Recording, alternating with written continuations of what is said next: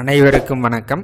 இந்த பகுதியில் தொழில் அமைப்பு சார்ந்த வகையில் டெக்ஸ்டைல் தொழில் செய்யலாமா, அதுக்கு உண்டான ஜாதக கொடுப்பனை எப்படி இருக்கணும் அப்படின்றத இந்த பகுதியில் வந்து நம்ம பார்க்க போகிறோம்.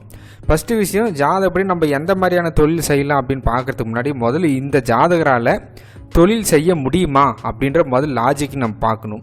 அவர் தொழில் செய்யறதுக்குண்டான கொடுப்பனை இருந்தால் மட்டுமே எந்த மாதிரியான தொழில் செய்யலாம் அப்படின்றத வந்து நம்ம அதுக்கப்புறம் வந்து நிர்ணயம் செய்யலாம்.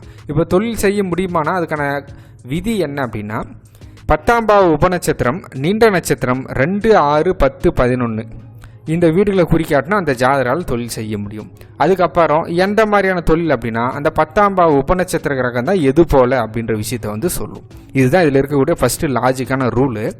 இப்போ இந்த ரூலின் அடிப்படையில் இந்த ஜாதகருக்கு தொழில் செய்ய முடியுமா அப்படின்னா, 10ஆம் பாவ உபநட்சத்திரம் குருவாக இருக்குதுங்க.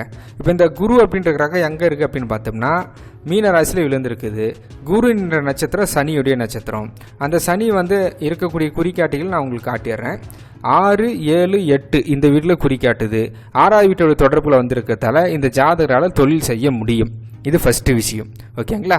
அதுக்கடுத்து என்ன அப்படின்னா, எது போன்ற தொழில் அப்படின்னா, இந்த மாதிரி வந்து அந்த உபநட்சத்திர காரக கிரகம் குருவை மையப்படுத்தி தான் வந்து நம்ம வந்து சொல்லணும். இப்போ நம்ம டெக்ஸ்டைல் ரிலேட்டடாக பேசுகிறதால இந்த டெக்ஸ்டைலுக்கான காரக கிரகம் என்னென்ன கிரகத்துடைய தொடர்புகள் நமக்கு லிங்க் ஆகணும் அப்படின்னா, சுக்கிரன், அதுக்கடுத்து வந்து புதன், அதுக்கடுத்து குரு. இந்த 3 கிரகங்கள் தான் வந்து டெக்ஸ்டைல் ரிலேட்டடான விஷயத்தை வந்து சொல்லும். சுக்கிரன், புதன், குரு. அதுக்கடுத்து பாவ ரீதியாக 4ஆம் பாவம், 6ஆம் பாவம், 10ஆம் பாவம். ஏன்னா ஒரு உற்பத்தி சார்ந்த வகையில் நமக்கு லிங்க் ஆனாலே குரு வரணும்.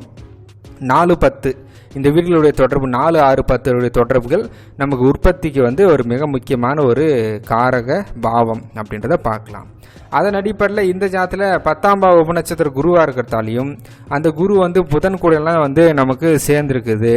அதன் அடிப்படையில் வந்து பார்க்குற போது ஜாதகப்படி டெக்ஸ்டைல் ரிலேட்டடாக நம்ம பேசணும்னா, சுக்கிரன், புதன், குரு இந்த 3 கிரகங்கள் 10ஆம் பாவத்துக்கும் 4, 6, 10 இந்த வீடுகளுடைய தொடர்புகள் நமக்கு வந்தால் அந்த ஜாதகரால் டெக்ஸ்டைல் ரிலேட்டடான பிஸ்னஸை வந்து செய்யலாம் அப்படின்றதான் இதுக்கு உண்டான லாஜிக்கான ஒரு விஷயம். சரிங்களா?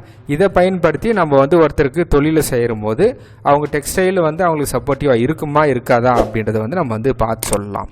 நன்றி, வணக்கம்.